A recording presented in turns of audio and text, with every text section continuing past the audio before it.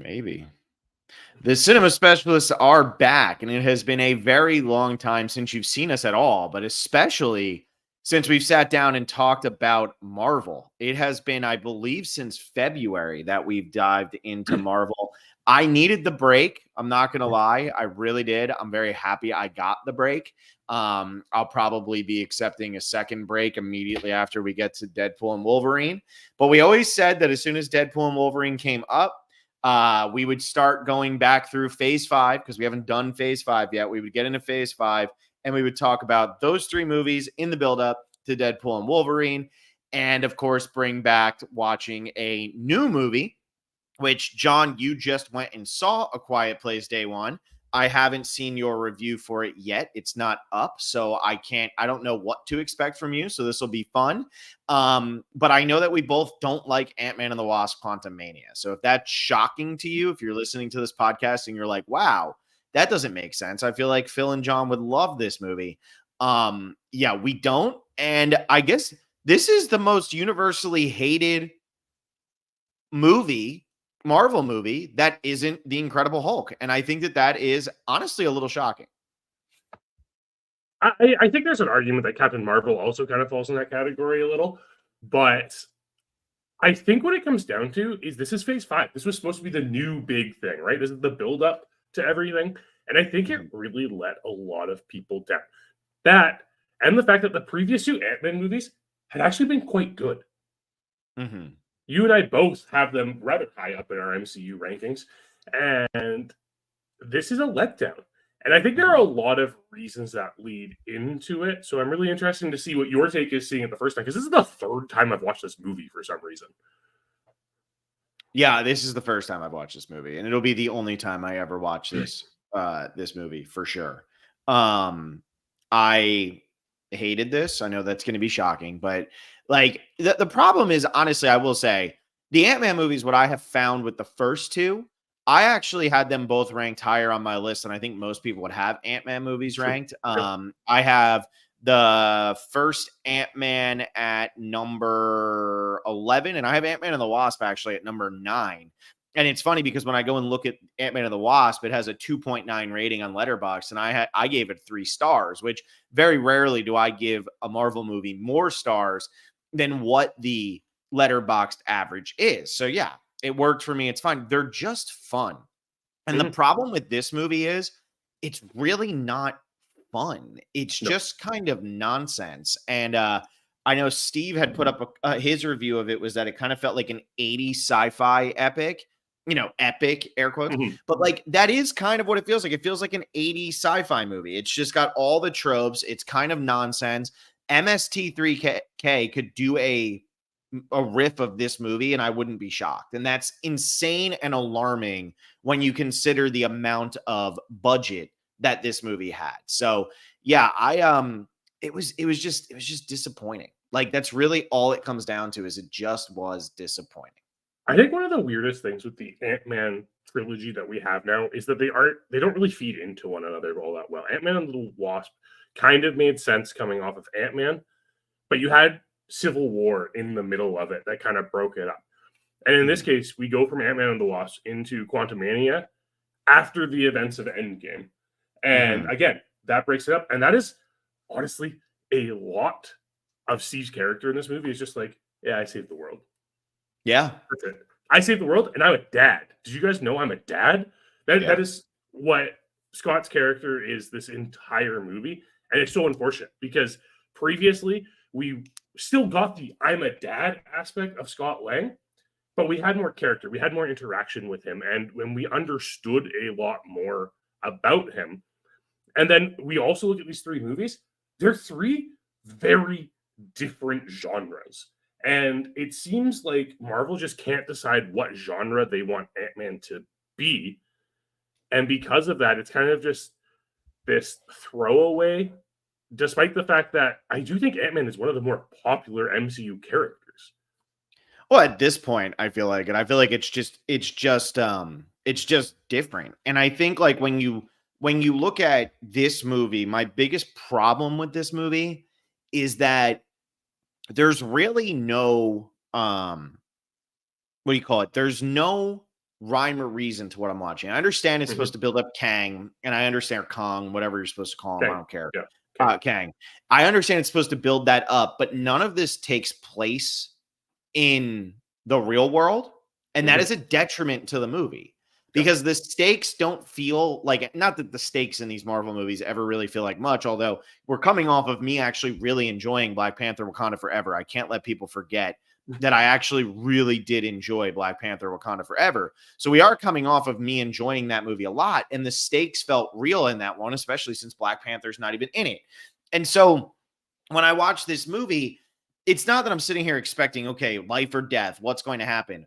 But when this is taking place in the quantum realm, which we've seen very little of, and now I'm watching this and it's this purple, brown, blue, red mess that's just happening behind characters where characters aren't even interacting with it. And it's whatever. I mean, this movie, I know it cost them a ridiculous amount of money. It's like, no need. You could have just done anything else. And when I watch it, it is I don't understand what I'm supposed to grasp from it. You can sit here and you can tell me there are stakes because if this happens or this happens, then everybody on Earth will die. But in the movie that I'm currently watching, there are no stakes. It doesn't feel like there's anything to actually lose or gain that's happening in this movie. And that is frustrating. The whole thing taking place in the quantum realm, which doesn't look good, which is a bunch of characters we don't see, don't care about, don't know about. They all just kind of look funny. Isn't that silly? Tee hee hee.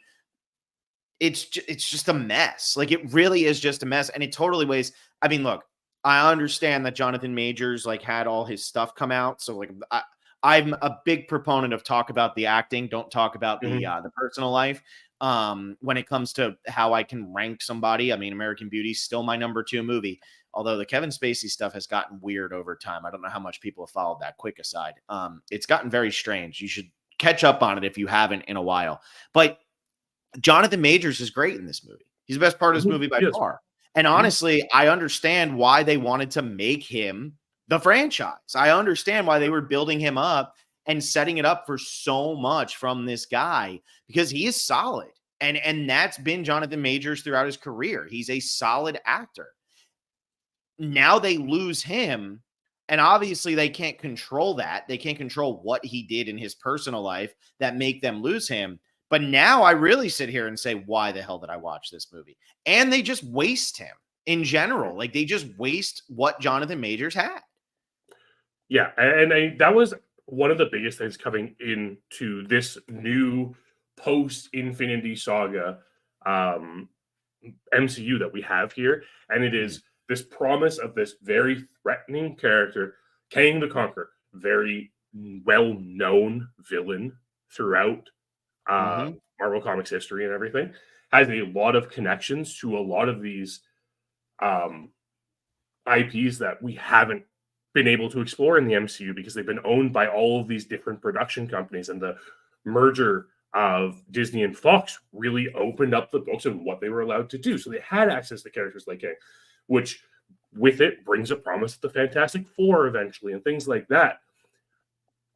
It makes sense to be doing that and building it. And he's also the type of multi-dimensional time traveling guy that you can have in where the direction you're wanting to go with the MCU moving forward, especially because, Phil, I don't know if you actually know this, but when we were getting into phase 5 and we got the plan for phase 5 and phase 6, Marvel outlined that we were kind of diverging into 3 different realms of the MCU.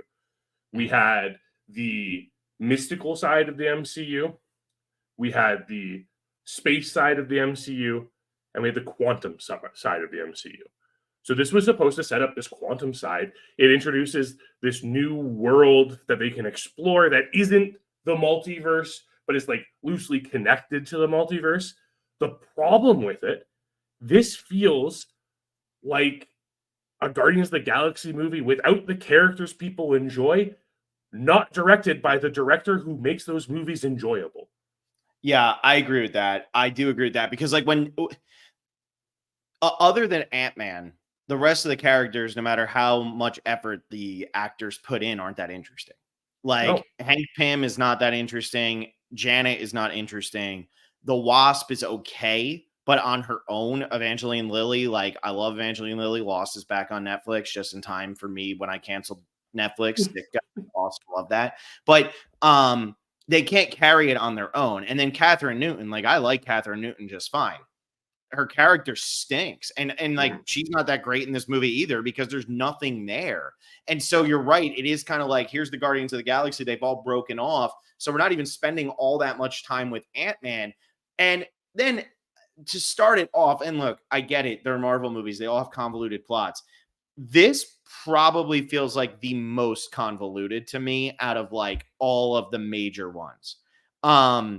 Because the fact that this just starts off with him doing that reading and that's it. And then he goes home and it's like, oh, wow, we've been working on something. She's so great. This is awesome. And then it's like, no, close it now. Close it now. And then they just get sucked in immediately after. It's like, okay, that seems a little rushed. That seems a little lazy. That seems a little silly. And that really hit me pretty hard. So I agree with you. It's like you have a bad setup. The characters can't carry their storylines on their own. And then you just have this mess of a CGI movie where it's hard to ground yourself in anything because it's all taking place in the land of drink ooze and everybody speaks English. Yeah. And I mean, and it's not even really played into is the problem. Like we obviously have that issue with science fiction in general, whereas like, why does everyone speak the same language? Why can everyone communicate with each other? And what we have, Douglas Adams probably comes up with the most elegant solution with it, with the Babelfish in Hitchhiker's Guide to the Galaxy. And that's kind of what they're going for here, but it doesn't have the humor element that the Babelfish has, which makes that such a compelling way of translating everything. This instead is like, here's this, like, you know, we're just shoving it under the carpet. Here we go. You don't have to question it because here's our answer for why it works. We gave a reason, even if it doesn't make sense, especially when it seems like the ooze comes from this singular dude who doesn't have holes. So where does the ooze come from? It makes no sense. I don't get it. Just like excretes it off of his bodies. There has to be holes for excretion, guys. That's just how science works. But and the issue is, and we've talked about this a lot with the MCU movies. The MCU movies that you and I both enjoy more are so focused on character and focused on these people learning about themselves, learning about their interactions with others, and learning to be better themselves. There is this perfect opportunity in this movie to have Scott Lang just be like, I saved the world. What am I doing now? Yeah. That's the story they should have gone with, right? Like this feeling of insignificance for the man who can shrink. Yeah. Like it's the perfect plot that they could have gone with. They kind of set it up where I even wrote in my notes, Scott Lang is so pathetic in the beginning of this movie with how self-obsessed he is with his story that it like seems very clear he understands he is completely insignificant to everything and that he just like happens to have saved the world because he happened to be stuck in the quantum realm. But then when we build into it, like there are all these rules about the quantum realm that have kind of been previously established that are thrown out in this movie. There's no consistency with the way Marvel has decided to approach this realm. And they spend so much time trying to set the rules of this new universe that they forego any character development. And instead of focusing on either Scott's insignificance or how about just like Janet's trauma for clearly assisting this like genocidal maniac, and like they give us these little tidbits of it and just don't delve into anything to make these characters exciting. And this is a 2.5-hour movie. Well, it's only 2 hours and 6 minutes. Let's not get it. Feels like a 2.5 hour. Yeah, it movie. does feel like a 2.5 hour movie, but let's not get too out of control. It's only 2 hours and 6 minutes. And yeah, I think that you said it earlier where it felt like this movie jumped ahead too much because you had too many movies in between. And, you know, that's where the size and the weight and the scale of Marvel falls in upon itself, is that there's too much going on and too many stories and they just can't connect at all. And they start to realize after they introduce something that maybe it doesn't work. So now they need to abandon it because now they have 30. This is the 31st movie in the series that needs to have the same rules as everything else.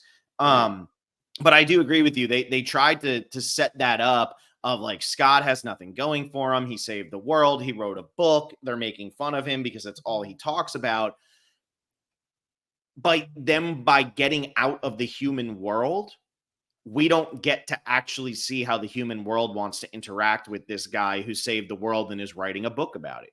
And you know what? Maybe this is a movie that could have used another Avenger coming in to be like, are you seriously trying to profit off of the Avengers? Like, maybe that could have been useful in a movie like this. And instead, they throw us down there with these creature looking things that I have no idea who or what they are. And I'm never going to care. And that's it. And now you got Rachel in here saying nothing Marvel loves more than throwing out its own rules. I point back once again to the Shield issue. She loves to bring that one up, which is that, what is it? They start calling it Shield, but then it's not called Shield or whatever it is. It's established early on. But I also think that that's important to bring up in this movie because you want to talk about one of the biggest plot holes ever. Kang has seen everything a million times and he's not even linear and he has no time and everything is out of time and he can see this, that, blah, blah, blah. But he can't see like that he's going to lose this battle. It's just like you have to calm yourself down a little bit when you're establishing all this stuff, because when you make him the end all be all, well, then when he ends, it's a little silly. So one of the issues with Kang as a character is, other than the fact that he's somehow beaten by the dude who can shrink and grow in this movie. Other than that, and I guess some giant ants too. But other than that, this is our first introduction to Kang, but it's not our first introduction to this idea of variance in the MCU, because this is following Loki.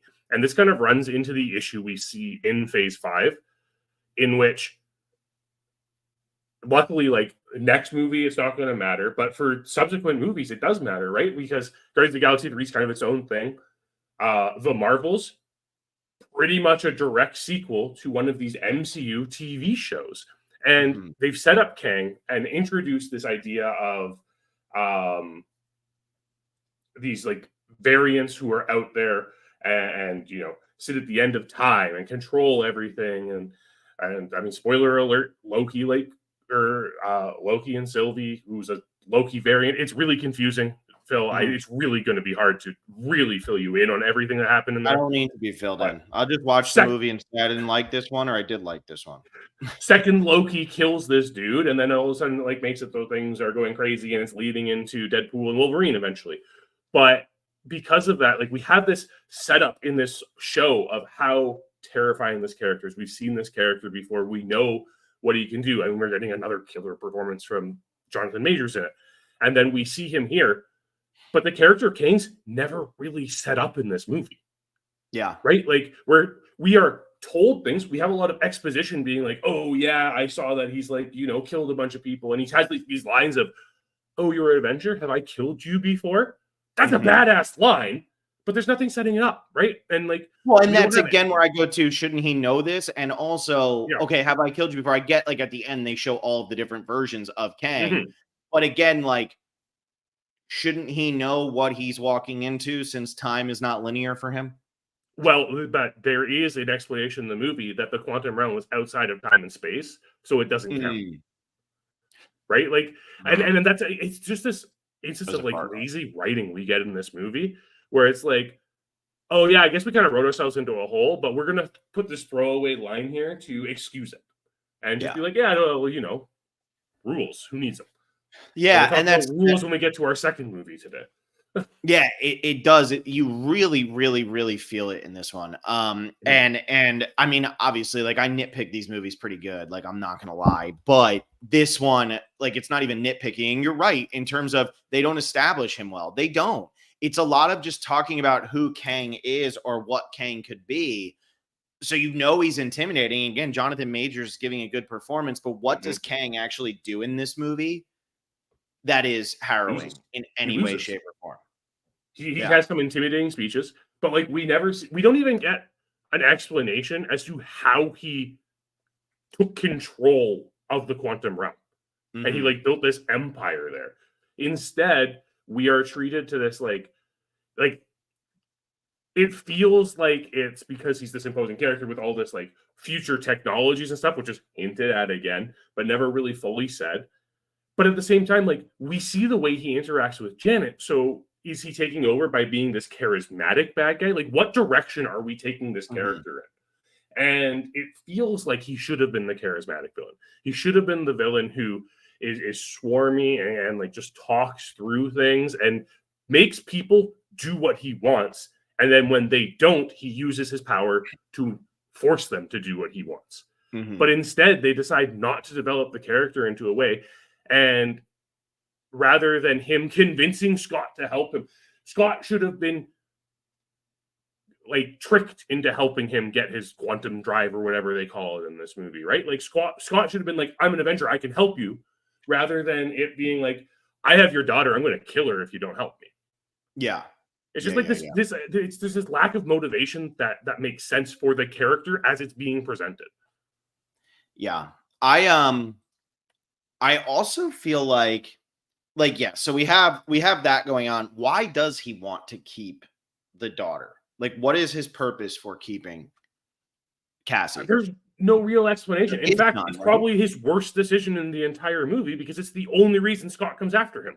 If he doesn't keep Cassie, then Scott just goes on. Yeah. Seems silly. Yep. It doesn't really make sense. But you know what? They didn't build up Janet's character to make her want to redeem herself by taking out Kang. So they needed an excuse to have Scott go back there. That's just what it comes down. Again, it just came down to lazy writing with this one. And it's unfortunate to say that because these are obviously like, this is a point where Marvel was starting to struggle. And this is a point where it very much became clear they were running out of ideas. People weren't flocking to the theaters to see their movies anymore.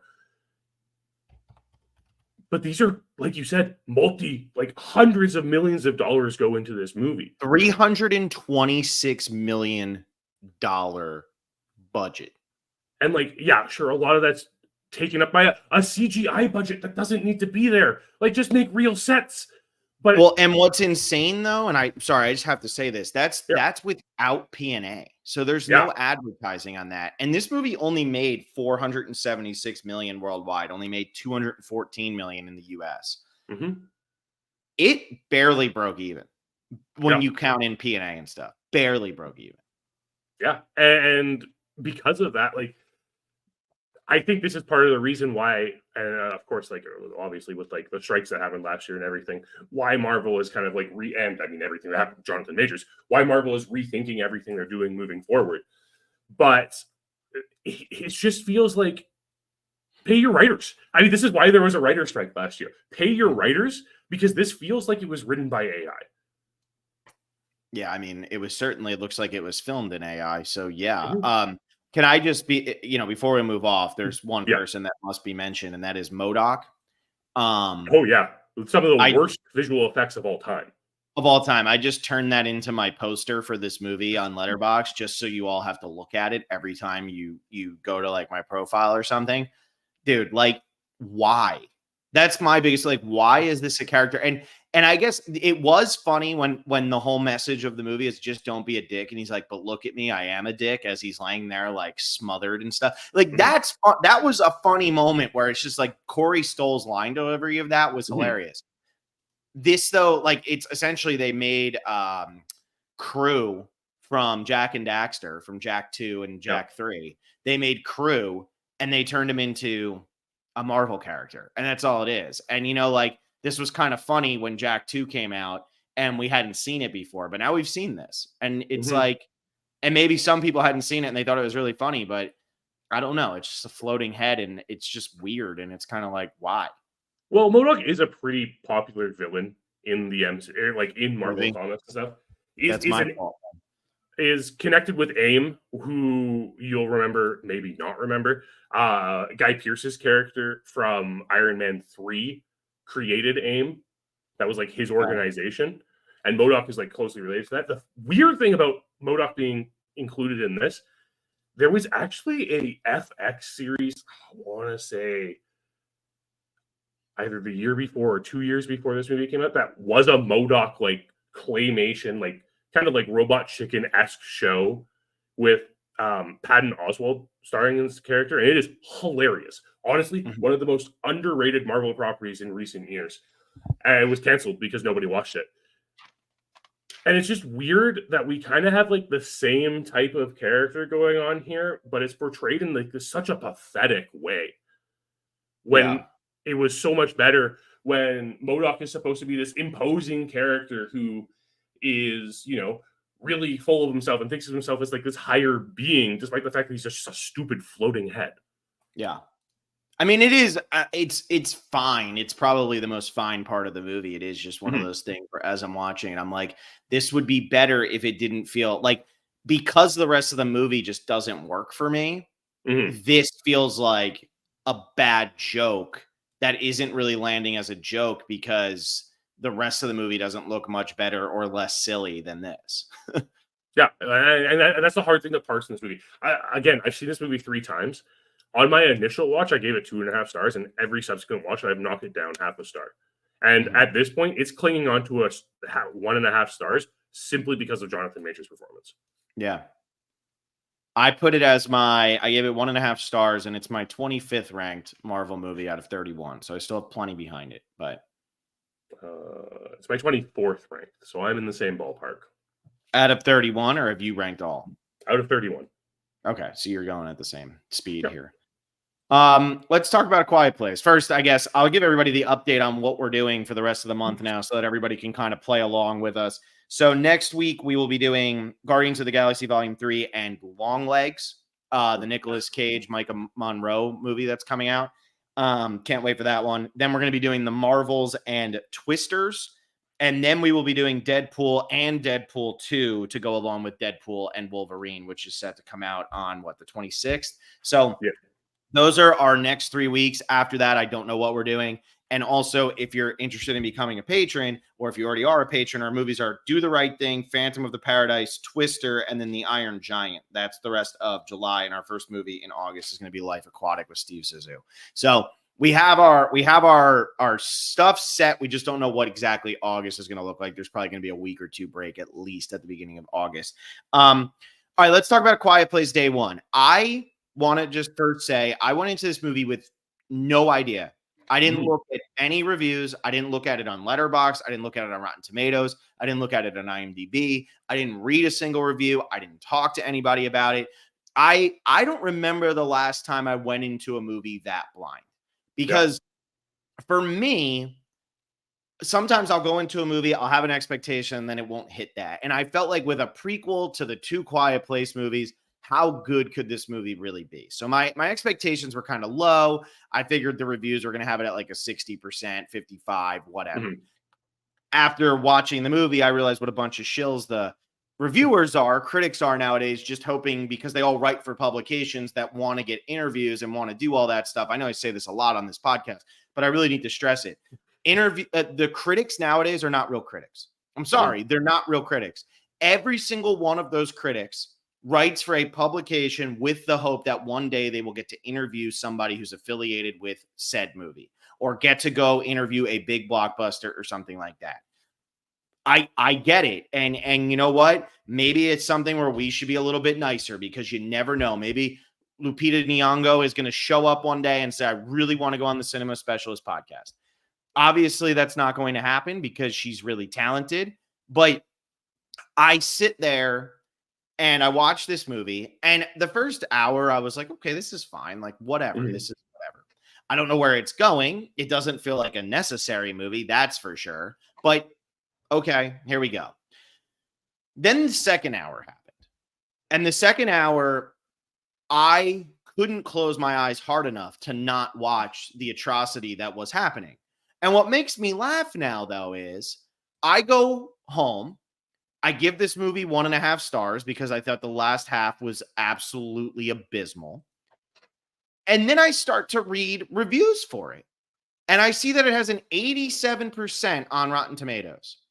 And I see that most people who are reviewing this movie are praising Lupita Nyong'o, which is well worth it. She's always great. It's not her fault. But they're praising her and Joseph Quinn together. And I sit there and I say, Joseph Quinn, who you're all going to sit here, people are just praising Joseph Quinn. Wow, he's so good in this, blah, blah, blah. And it's so heartfelt, whatever. Lupita Nyong'o and Joseph Quinn do nothing for the final hour of this movie. And if you are honestly trying to tell me that this was well done, and maybe there's somebody out there who can explain this to me and I'm just a dumbass, and I'll admit it, I'm a dumbass sometimes. I don't feel like I'm a dumbass on this. But if you can explain to me why somebody would like that, unless they felt that they had a chance to interview Joseph Quinn at some point in the future, because he is going to be in Gladiator 2 and he is going to be in the Fantastic Four, or Lupita Nyong'o, just because she's an Academy Award winner who's incredible. Mm-hmm. If you can give me a reason other than those two things as to why you enjoyed the last hour of this movie, and you can convince me it's a legitimate reason, I'll give you $5. Okay? I'll give you $5. I'll start taking John's money. John's money. Knew that was coming. For doing Patreon and stuff. I'm going to start taking it from him and give it out. But I'll give you $5 because you cannot convince me that you actually sat there for the last hour of this movie and said, hell yeah, this is what A Quiet Place is now, baby. Woo-hoo. It has gone from horror movie to we're doing a little fake dance thing because humanity is humanity. Give me a break. The first A Quiet Place is one of the best horror movies of the last decade.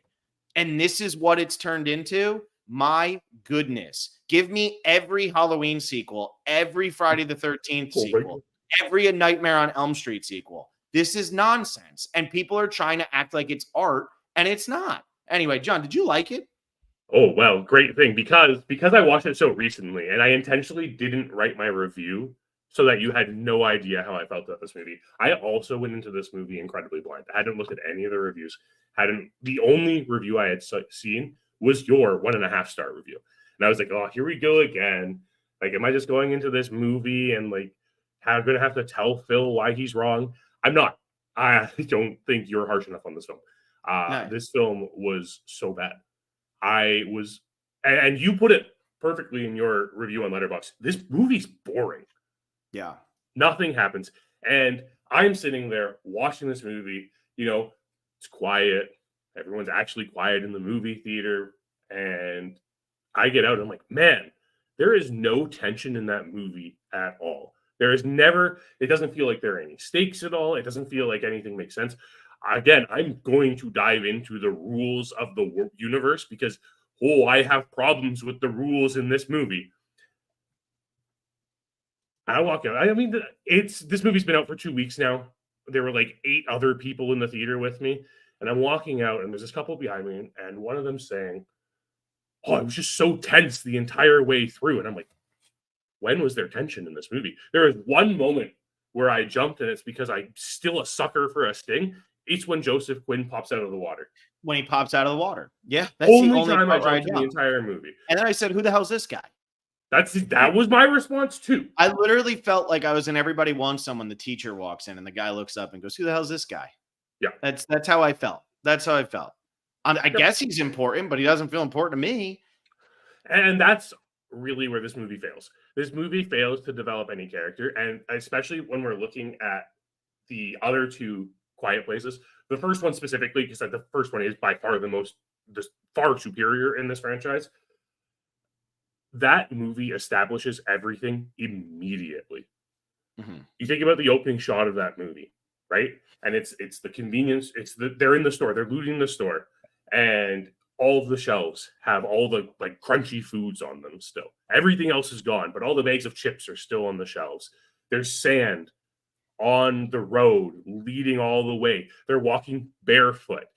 Establishment of rules. There's an understanding here as to what is happening in this world immediately. This didn't feel like a prequel. This felt like a movie set in a universe with established rules because somehow on the first day, everyone knows they have to be quiet. And that's just not like that moment. The moment where... In the church. No, not in the church. The moment at the very beginning of this movie, as soon as everything happens, and Lupita Nyong'o is woken up, and what's his face? Like Jim and Hanso puts his Jim and Hanso. Isn't that in the church though? I thought it was in like a store or something, or like no, it was in like the theater. It was the theater, right? Like the theater. Theater, right? That's exactly what I was talking about. Like he literally puts his hand over her mouth and says shit, and everybody's quiet, and it's like, dude, if if you have a disaster take place around a massive group of humans, you in can New tell them York all to City. shut up. They're not going to because they're panicked. Yeah, they're like it was just like all of my suspension of disbelief is gone in that instance as soon as they walk into this theater and there are like 100 or like a couple hundred people just being quiet. That's not a thing. Like, there's no way this is what's happening. And yes, there's this like disconnect on like how long Lupita Nyong'o's Sam is like out, right? But it's still day one. Like the movie's called Day One. Most of this movie's on day 2 and day 3. That's true. Yeah. But the biggest thing with this movie is it doesn't give us what this prequel should have given us, where yes, it gives us the alien invasion of it all. Even like watching trailers leading into this movie, or I don't know, the Survivor promotions for this movie that were out there for some reason, it felt like it was like the aliens to A Quiet Place's Alien, right? Mm-hmm. Like that's kind of felt like the vibe they were going for, where, oh, look, there are more monsters. Because if you remember, A Quiet Place has one monster. And then a second one comes along, I'm pretty sure. But like the whole point is there's one, maybe two roaming this giant area, and they can avoid it because of that. This one has so many of them, and it's like, okay, how do they avoid that? How do you walk through all of Manhattan without breaking glass and attracting these things? There's no establishment of how loud you have to be in order to attract one of these things, how close they have to be to you to have it attract you. And that's where this movie fails. This is a day one. This should be almost a more scientific movie where people are observing and learning these rules. This should have been a massive ensemble film where you don't have a particular protagonist you're following. And like the original Alien, eventually you figure out who that protagonist is because they're the last one left standing and they've figured out the rules to survival. Yeah, I think too. Okay, so the rules, yes. The fact that it's so quickly, everybody's just quiet, that was nonsense. Didn't like that at all. My biggest takeaway from this movie is also, look at who is attached to this movie, right? You have Lupita Nyong'o, you have Joseph Quinn, you have Jaimin Hansu, who's barely in the movie. I don't know where he goes. You have Alex Wolff. You have a lot of really talented people who are giving it their all. The direction's not bad either, honestly. Like Michael Sarnowski's directing is actually pretty solid. There's just no reason for this movie to exist. And when I sit there and I watch the first A Quiet Place, and we see it go, you know, it's a great movie, makes sense, fun idea, whatever. Then you get into A Quiet Place 2. Don't necessarily love what it builds up to as the ending, that last shot, because it's kind of like, wasn't this established already a little bit earlier on? But whatever, still makes sense why it was going. I have two big issues with this setup. Number one, we know that our protagonist is terminally ill. Yeah. We also know that our protagonist will not succeed in whatever our protagonist is trying to accomplish in this movie. Because, and getting pizza is not, that does not count, and that's fucking annoying, okay? That's all I'm going to say about the getting pizza thing. It was annoying. The thing with this is, we know that these monsters are going to exist for a long time on this planet. And we know that this character is terminally ill. So to me, to make this movie, ending it with her turning on the music and having a monster come so that it can rip her to shreds and kill her, instead, maybe there should have been something that was established that she's able to obtain from these monsters that potentially cures cancer or something along those lines. Now, all of a sudden, there's a purpose to this movie. And when they inevitably make A Quiet Place 3, and now they're destroying all the monsters, Lupita Nyong'o's character comes back in A Quiet Place 3. And she starts to establish, no, we can't kill them all because the cure for cancer is within them. I'm still alive because of this. Now there's a purpose to A Quiet Place Day One. Instead, I watch monsters attack in a very generic way that we've seen a million times throughout the history of film. The monsters come, the monsters attack. Our character doesn't really get a hero moment throughout the movie. She meets up with a couple other people throughout. It goes along very normally. The tension dies off. They're quiet. They do a silly little stage dance at the jazz bar. They leave. He escapes. He gets on the boat, and she purposefully has herself killed. Also, water doesn't make ink run. That's good to know. Once you get to the point of an alien invasion, you could write on a piece of paper. You could jump into the Hudson River, get onto a boat, unfold the paper. It will be nice and crisp, and you will be able to read the entire note, no problem, because alien invasions prevent ink from running on paper. Facts only. I just explained the entire hour and 40-minute movie. And why did I have to watch that? Why didn't they come up with a bigger purpose? If that cancer thing is in there, you have a movie that you say, oh shit, this is actually going somewhere right now. But to me right now, I actually am genuinely asking this for the people who are watching, for anybody who's listening. If you want to leave in the comments, I'm genuinely asking this. If you liked this movie, what was it about it that drew you in? Because it doesn't have the same tone as the first two movies. It's not the same style as the first two movies. And the characters don't feel like, I don't know why these were the characters chosen. Are these characters important in the future of A Quiet Place? Neither one of them show up in A Quiet Place or A Quiet Place 2. Where's Cillian Murphy? Why doesn't he show up in this movie? Why can't they find somebody like that? So that's what my biggest complaint is right here, aside from the fact that ink won't run in water once there's an alien invasion. Yeah, it just honestly, it just feels pointless. It doesn't feel necessary, and it feels like a cash grab at this point. And it's one of those big complaints we have about Hollywood in general. And I think this has been one of our big complaints about films in 2024 in general. And it's part of the reason why we haven't been talking about new films for a long time, is because trying to find new films to watch, like, there just haven't been that many good ones. It's been a really disappointing year, and we're not even at the point. It's because we're coming off of the writer's strike, though. That's what's happening. Yeah, but are we even at the point where we're seeing the fullest extent of that at this point, though? Yes, because I think we're also at the point where we're not far enough removed that you could have rushed out a movie by now. Right. You have to think, like, by the end of this year, now you have the writing where you can start to rush out movies from really good writers with really good actors. They're not going to be maybe as crisp as they were, but I also think it's why you see Yorgos Lanthimos making 2 movies in the same year. It's because there was a huge delay, and now he's got this stuff that he's trying to put together to get out. And I think he has 2 more coming out next year. Well, I mean, maybe he's just a crazy person. I don't know, but I do feel like there's something to that. And I will almost guarantee you, I mean, if you look at who wrote this, it's John Krasinski and Michael Sarnowski.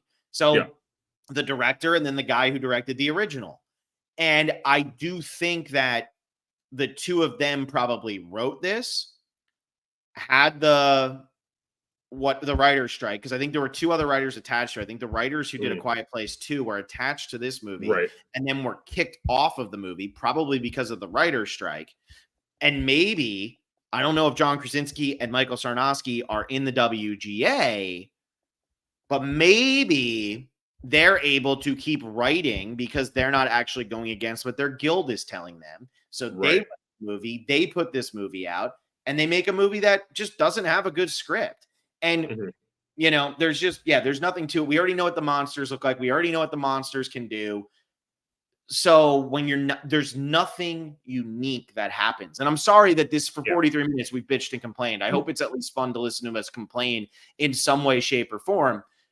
But this movie just doesn't hit on any of the levels it's supposed to hit. Yeah, and it doesn't add anything new. And I think, like, you kind of mentioned that with the cancer thing, but it doesn't even add anything new as to, because, like, I found myself asking a lot of questions while watching this movie of, like, there's a lot of, like, ambient noise in New York. And obviously a lot of it's destroyed by the time we get there. But then they had the rain scene. And my thought process at that point is, where are these monsters at this point? Are they, like, is it so loud that they're, like, cowering somewhere? Are they hiding somewhere away from the sound? Are they, like, going frantic because everything's making sound? Like, how are they responding to it? And I wanted to see what the aliens were doing. I didn't care about the people because they didn't have character establishment. And I think one of the biggest missed moments in this entire movie, which maybe it was an intentional fake out, but when they're in Sam's apartment and she screams, right? Yeah. She does her scream, and then Joseph Quinn's Eric does his scream too. And that entire scene leading up, Eric is standing in front of this massive window with a clear fire escape on it. And I'm just waiting for this alien to show up there. Yeah. And it never happens. And like, Yeah. that's good in a movie where there's tension set up the entire time, but there's no tension. There's no tension in this scene because it's clear that nothing's going to happen because our characters are talking at a normal voice. Yeah. Yeah. I don't know. I was disappointed. I mean, I assumed it would just be. I assumed that they would just build off of whatever had happened in the other two, and find a way to like make it something. But you said cash grab earlier, and it really is. That's what this felt like to me. This just felt like a cash grab. It wasn't doing anything to try to progress the story. It wasn't trying to do anything original. There's no big twist. There's nothing really exciting. It just felt like a cash grab. It really did. And if you put good actors in a movie, sometimes that'll work. Yeah. But I think that, this movie is a box office success. Sure. Yeah, it is. Mm-hmm. A lot of people are going to see this movie. It was a $67 million budget. Domestically, it's already made 93.9, and worldwide it's made 177. So yeah, it's already a box office success. It's only been in theaters for 10 days. Mm-hmm. Good for that. I also think, though, that part of the reason why it's had that success is because they're just, like you said, there really wasn't much going up against it. Inside Out 2 obviously has decimated the box office, like destroyed it, killed everything in its path, made 1.2 billion worldwide, 534 million in 2024. Like, it's absolutely killing it. And good for Inside Out 2. I'm happy for it. Like, I am. Good for them for figuring that out. But when you look at the other movies that are out in theaters right now, there's nothing there. Well, I mean, other than Kinds of Kindness, which, let me tell you, a divisive film. Yeah, and also divisive film, also not a huge box office draw. Yorgos is never a huge box office draw. It's also 3 hours long, which turns people off too. I didn't realize it was that long. Yeah, and then you have Despicable Me 4, which just came out. Bad Boys Ride or Die already had its audience who was dying to see it, go see it. And then you have Maxine, which is going to get what it's going to get. Mm-hmm. I do think that it's been a slow summer with the exception of Inside Out 2. The second highest grossing movie this year is Dune Part 2 at $282 million. That's wild. $282 million is the second highest domestic grossing movie. It made 711 worldwide. I don't know what 2023 looks like, but I'm going to pull it up because I'm curious. 2023, you had 7 movies, all with higher domestic grosses than the second highest grossing movie in 2024. And most of those movies were out by now. Mm-hmm. So it's not like it's going to get better for the box office moving forward. It's only going to get worse. And I mean, yeah, this movie's going to be a success, but it's going to top out at like 120, 150. Like, it's not going over 150. It made 52 million its opening weekend. You normally go 2.5. You're looking at 125 million. I mean, that's good. It's not great. Yeah. I mean, the box office is also being weird right now because, I mean, people are already buying tickets to Deadpool and Wolverine. Yeah. That movie's already on track to be the highest grossing R-rated movie of all time. And we just had that last year. Well, yeah, it shows you that record is just going to keep getting broken and broken and broken. Yeah, that for sure. Absolutely. But and this is the thing. But we also haven't had big blockbusters yet. And I mean, we have Twisters coming out in a couple of weeks. I don't know how people are going to respond to that movie. It'll be really interesting to see. It's going to be an interesting movie to watch. I don't know if it's going to be good, but like, this is the weird thing with just where Hollywood's at right now, and it's not helped by the fact that we are seeing these effects from the strikes from last year. And like, it's probably only going to get it's going to get worse before it gets better. Yeah. And this is going to be the lowest grossing A Quiet Place movie. It's going to be the lowest grossing in the franchise. And it's both domestically and internationally. And it had the biggest budget out of all three. Mm-hmm. So, did it do well? It did better probably than I expected. But, maybe it does have to do with the timing. And I don't think that this one gets the legs. If anything, because I think I think they'll do a sequel to the second. I think they'll finish out like whatever that trilogy is. This movie probably prevents more people from seeing the third one than gets them to go see the third one. Because you can sit there and you can look on Rotten Tomatoes and see 87%. You can see a 73%, fan score. You can look at that. That's fine. Like that. And you know what? I could be in the minority here. But when I go over here and I look at the Letterboxd rating of this movie, the Letterboxd rating of this movie is 3.3. That's not 73% of people liking a movie. So whoever's over, it's kind of like how the Acolyte, the Star Wars series, has like, they've literally taken off the audience score because it was down to like 14% because people were just review bombing it. That is what it feels like A Quiet Place defenders are doing over on Rotten Tomatoes right now. It's part of the reason why Rotten Tomatoes just isn't accurate depiction of audience response anymore. It used to be so useful. It's so bad now. I don't even really look at it. Like it just comes up when you type the movie in. That's the first thing you see. I think one of the biggest things with A Quiet Place Day 1, you mentioned Aronofsky's direction. It is gorgeous. Like he captures some great shots. The biggest problem with it is it didn't feel like it was anything new, which is unfortunate because there's definitely a lot of artistry in what he's doing. But every time I saw this shot of this desolate New York, I'm like, there are movies that have done this already. Yeah. I'm not seeing anything new. Whereas the first Quiet Place, John Krasinski's direction in that movie is fantastic. And it's rural and it's different. This is just like, hey, here's a large city and it's the large city. Phil, how many movies have we personally talked about on the podcast? Like between this and Patreon that have had monsters rampaging through New York. This is at least the third. Yeah, because we did Cloverfield and we did Godzilla. Yeah, so like it's you need to do something special if you are doing this post-apocalyptic New York. You have to make it look different somehow. You have to give us some sort of look at it. And I think this movie would have been more compelling if there was more sound, which is a weird thing to say in a Quiet Place movie. But we just really needed that investigation from the characters of these aliens because that's what's going to happen. People, even the smartest humans, are going to be observing the behavior of these creatures as soon as they emerge. Even if they are the most violent and invasive species we have ever seen, people are going to be observing them to figure out how to survive against them. And that is unfortunately what we're robbed of in this movie and what could have really pushed it over the top to be an incredibly successful science fiction movie. I agree. All right. I agree. If everybody wants to hear us talk about something good, tomorrow we're putting out Do the Right Thing for our Patreon. I know we have patrons on here who are listening, who will listen to this in the morning and stuff like that. I know we just bitch for 52 minutes, but Do the Right Thing, we're going to be very positive on. So if you want to listen to us talk about the way protest movies should be made and the way every movie that's followed it has pretty much failed, come listen to us do the Right Thing because, man, Spike Lee had so much promise. He really did. And I don't think he's had some good movies, but he just has not lived up to the hype that Do the Right Thing laid out for him.